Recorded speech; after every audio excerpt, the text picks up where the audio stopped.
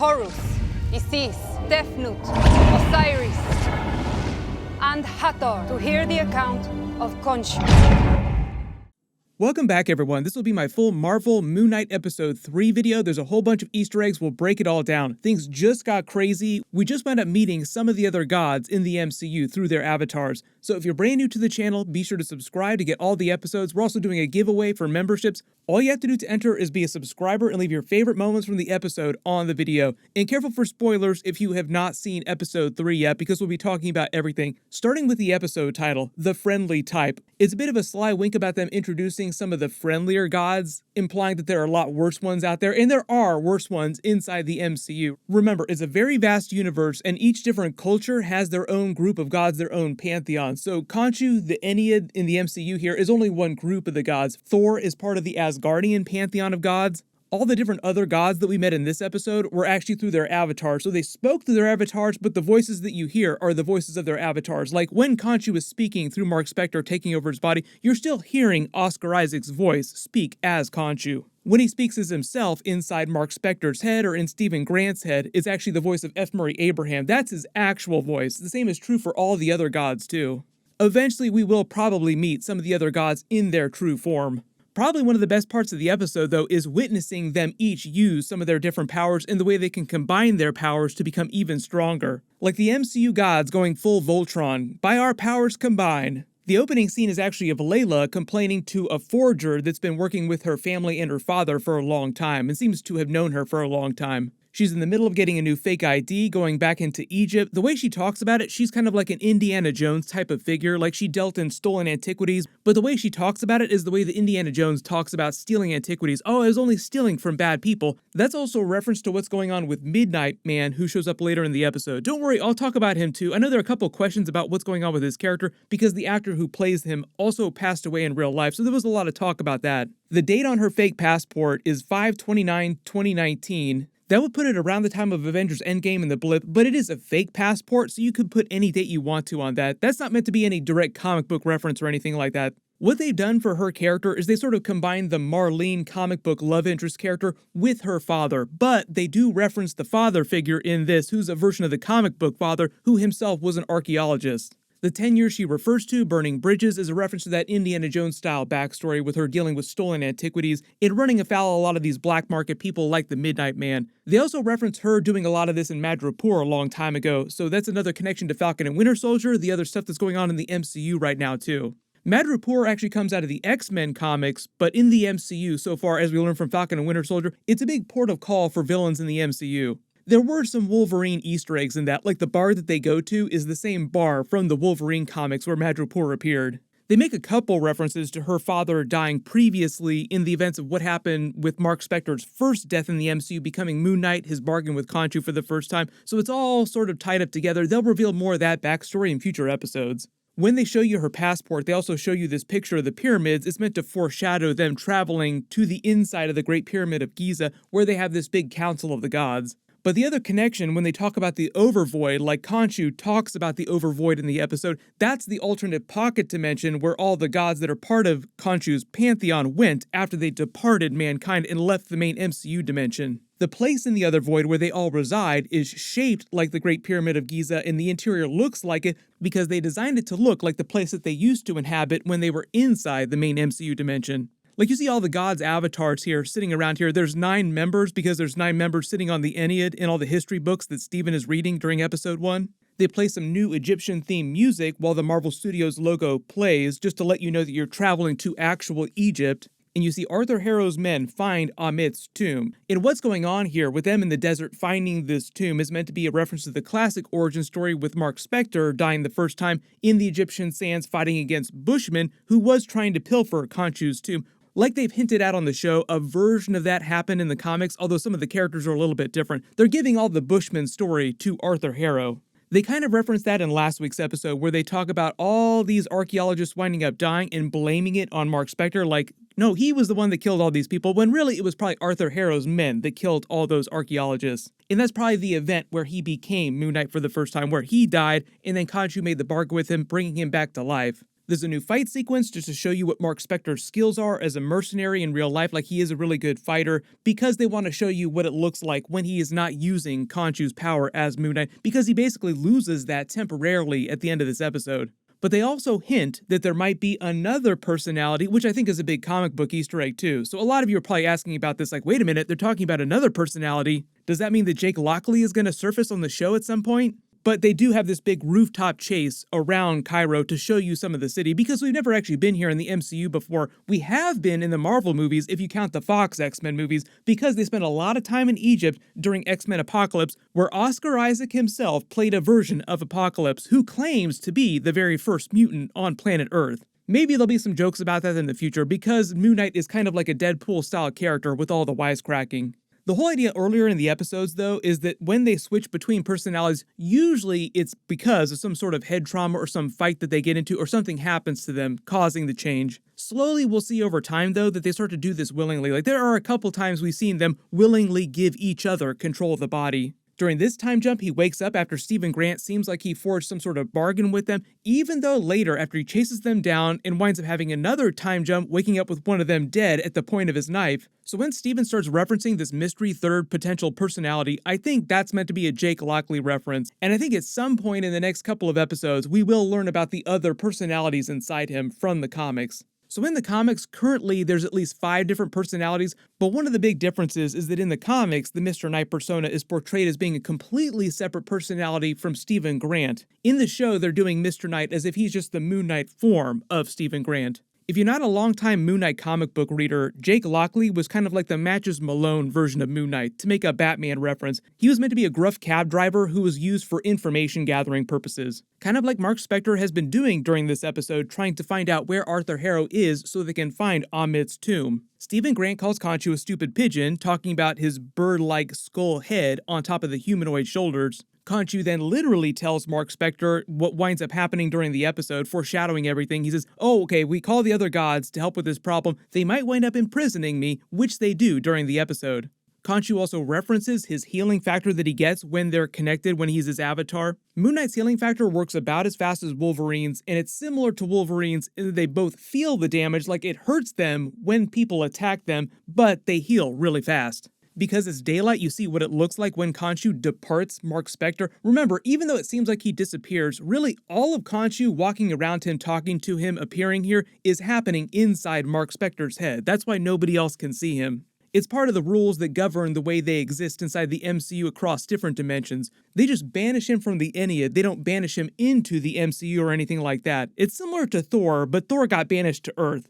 Khonshu just got banished to a different part of the pocket dimension that's outside of the MCU. They kind of explained that in last week's episode, like he has a limited ability to interact with the MCU without using his avatar. That's why he has to funnel his power through Stephen Grant at the end of the episode in Mr. Knight form to turn the night sky back.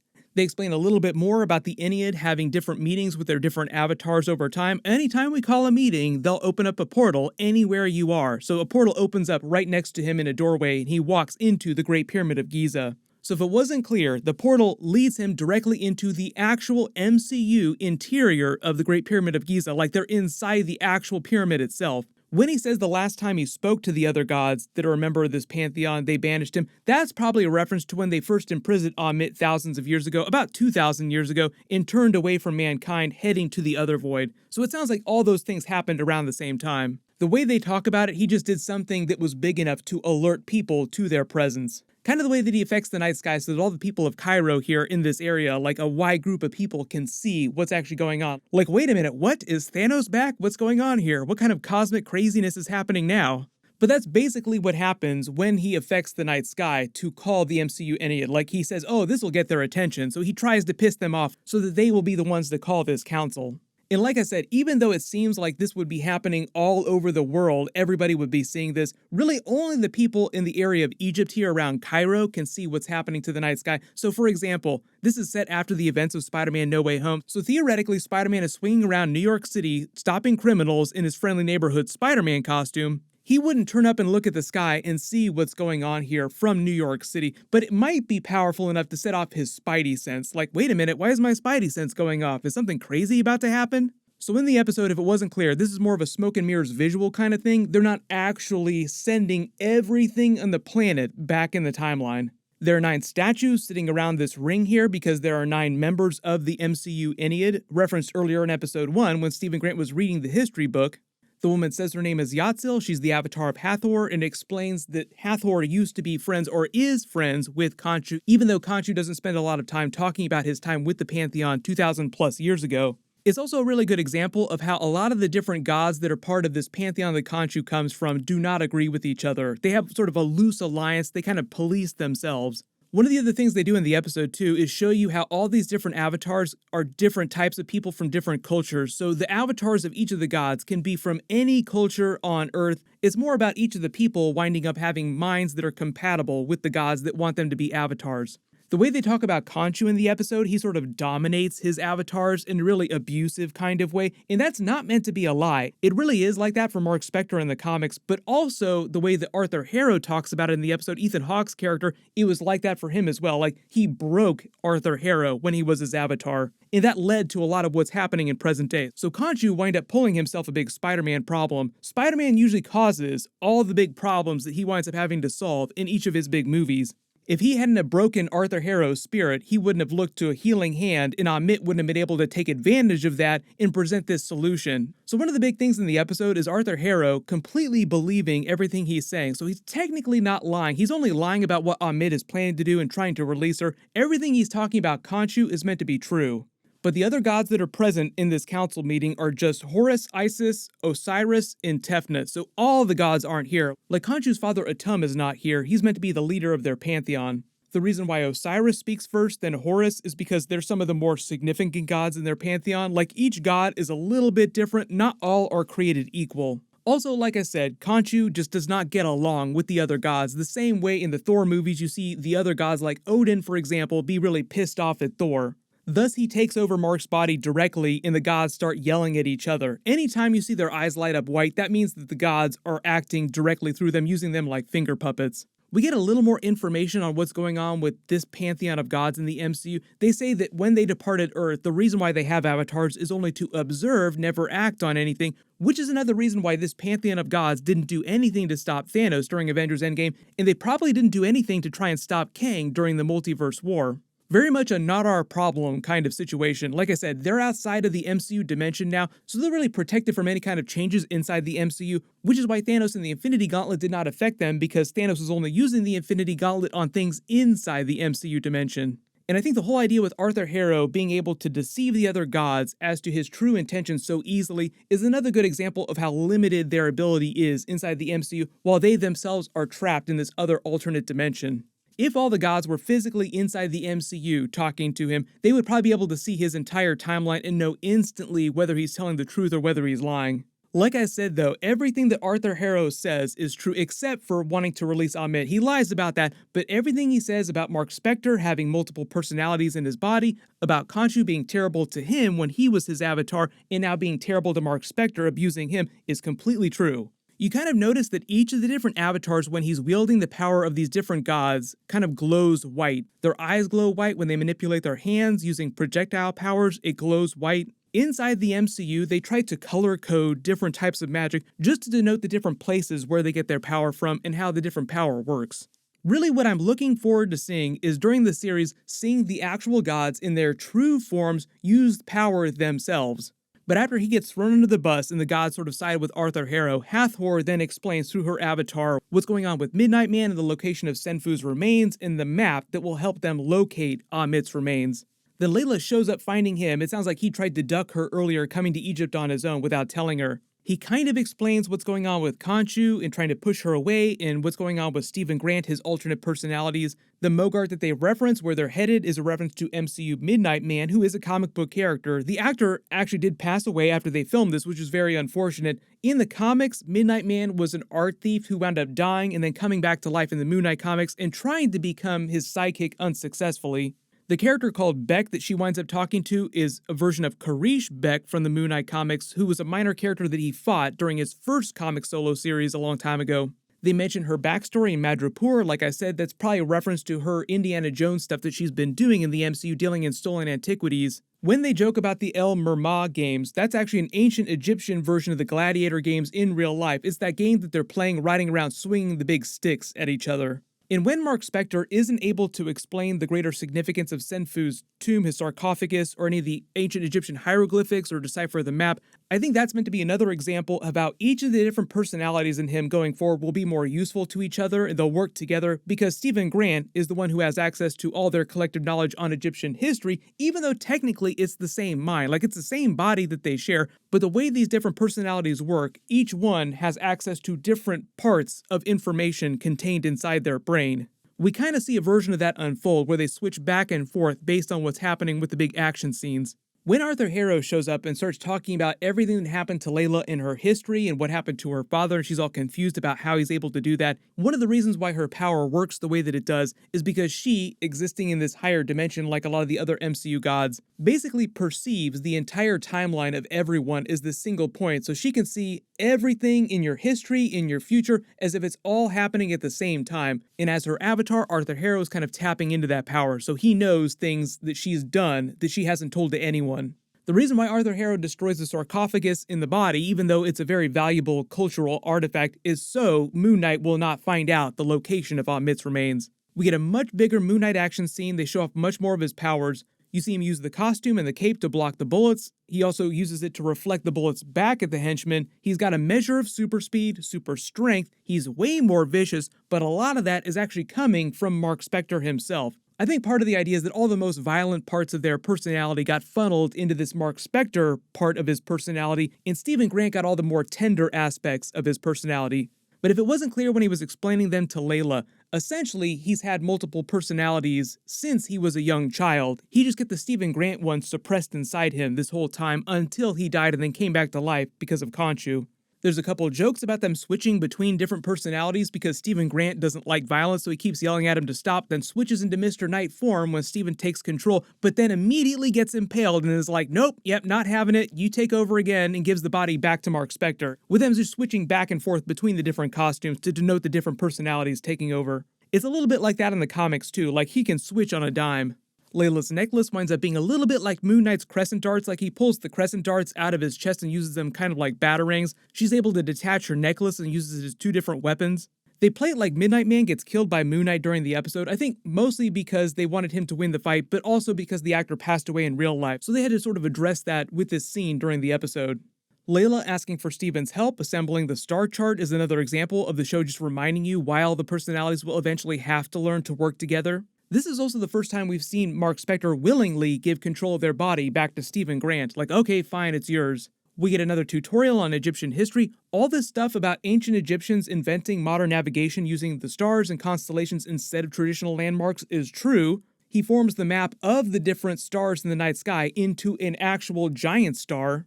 They talk about the night 2,000 years ago when the gods trapped Ammit. Khonshu says that he remembers every night since then. He sounds kind of sad, like he's sad that the gods turned away from man in the big rift that happened with them going to this other pocket dimension. And it sounds like since the end of the trial, he knew exactly how this would go down. Like, okay, we're going to have to actually do it this way, turn back the night sky, I'll get trapped, and Stephen will have to get Marc's help in releasing me so we get our powers back. So like I explained, even though it seems like everybody around the world might see what's happening in the night sky, it's more of a visual cosmetic thing that's kind of localized to this area around Cairo and Egypt. So Spider-Man, other MCU characters, the Avengers characters who are in the United States probably don't know what's happening.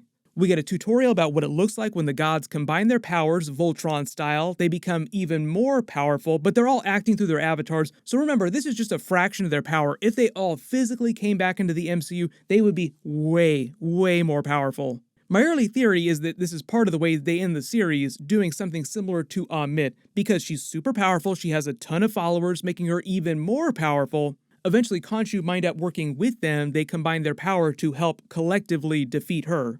Part of the idea with MCU gods is you can't really kill a god the exact same way. You can kill their physical body that they exist in, like they're trapping their giant cosmic essence into this tiny physical body. You can get rid of the body, but you can't really kill their essence. That's why you kind of have to trap them. It's like watching Odin die in the MCU. He turns into pure Odin force. Like, even though his body disintegrates, he himself technically isn't dead because he then speaks to Thor after this from Valhalla, which for them, for the Asgardian pantheon, is kind of like another pocket dimension. They also kind of throw the idea of death for humans in the MCU on its head with Moon Knight as well. Because he legit died, Khonshu brought his body back to life when he became his avatar. They forged the bargain. So there's a ton of mythology that they're introducing in this series that they haven't fully explained yet, but that's part of what I'm trying to do in my bonus videos, and they'll clarify some of these plot points and some of the greater cosmic mythology in future episodes too. It's like every time we get a new episode, they answer a couple questions, it just raises even more questions.